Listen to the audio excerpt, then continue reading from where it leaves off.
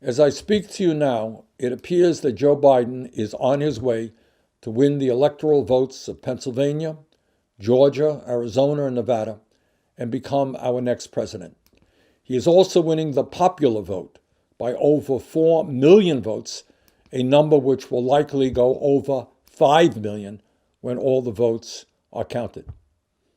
As I've said many times, this election was not just about Joe Biden versus Donald Trump and what their views on the issues were. This election went much, much deeper than that.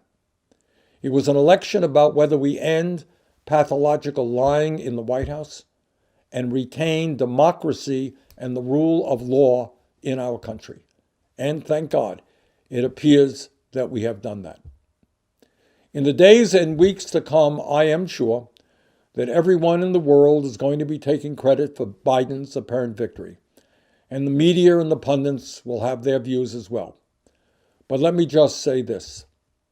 I want to take this opportunity to thank progressive grassroots organizations all across this country for their extraordinary efforts in helping to make this victory possible.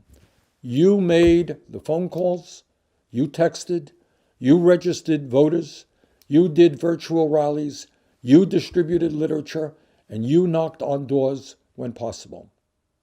Knowing the importance, the extraordinary importance of this election, you did everything that you could and more.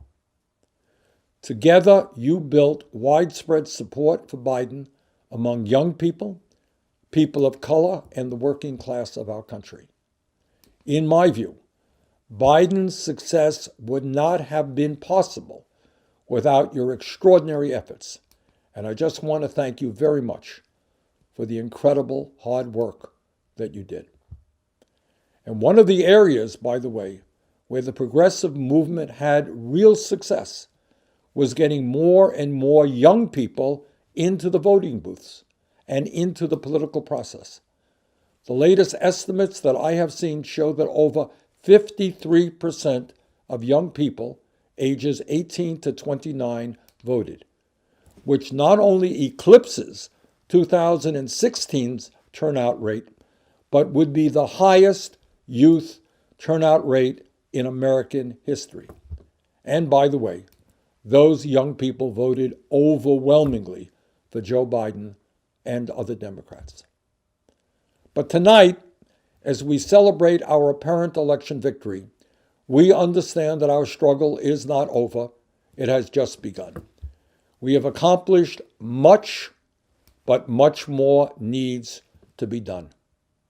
Now, not only do we have to win the 2 Senate runoff elections in Georgia coming up in January so that we can have Democratic control over the Senate, but we're going to have to do everything humanly possible to make sure that Congress and the new president move rapidly and aggressively to address the enormous crises facing our country. In the next several weeks, I will present to the Senate an agenda that I would like to see passed in the first 100 days of the new Congress. This is an agenda that, among many other proposals, will include a strong COVID-19 relief package that protects the unemployed and small businesses.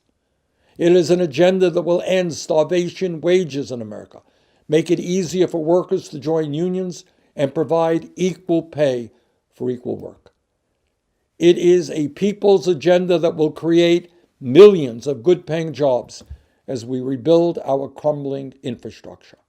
It is an agenda that makes health care as a human right as we move toward a Medicare for all single-payer program, and an agenda that substantially lowers the outrageously high cost of prescription drugs in this country.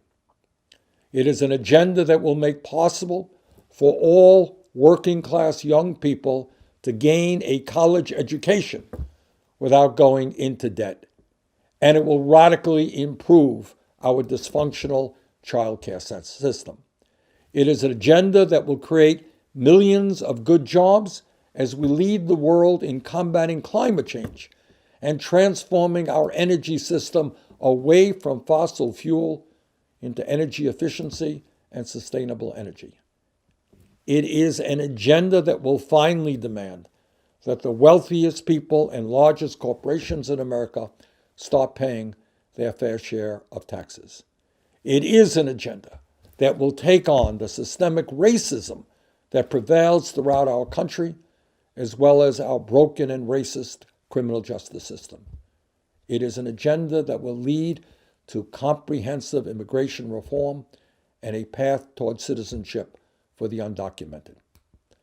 There is an enormous amount of work that must be done.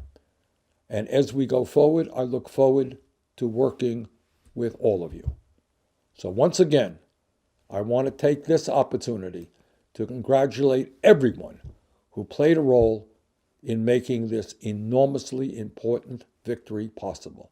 Thank you for all that you have done. Let's go forward together.